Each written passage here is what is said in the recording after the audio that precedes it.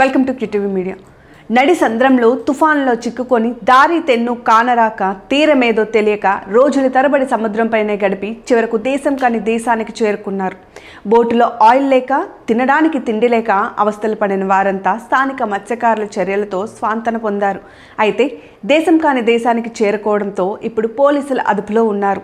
వారంతా బంగ్లాదేశీయులు. అయితే వారు చేరుకున్నది ఆంధ్రప్రదేశ్ రాష్ట్రంలోని శ్రీకాకుళం జిల్లా తీర ప్రాంతానికి. ఎచ్చెర్ల మండలం బడివానిపేట పంచాయతీ మూసవానిపేట తీరంలో లంగరు వేసి ఉన్న బోటులో అనుమానాస్పదంగా ఉన్న 13 మందిని గుర్తించిన గ్రామస్తులు వారిని సురక్షితంగా ఒడ్డుకు చేర్చి పోలీసులకు సమాచారం ఇచ్చారు.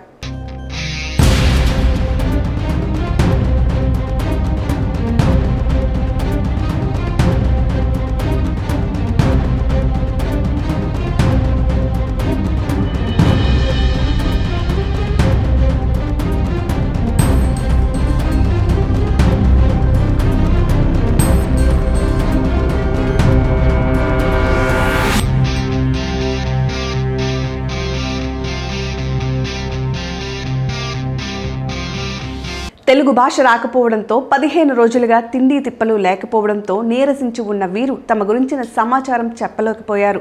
దీంతో స్థానిక మత్స్యకారులు వారికి సపర్యలు చేయడంతో కోలుకొని వారి వివరాలను చెప్పగలిగారు.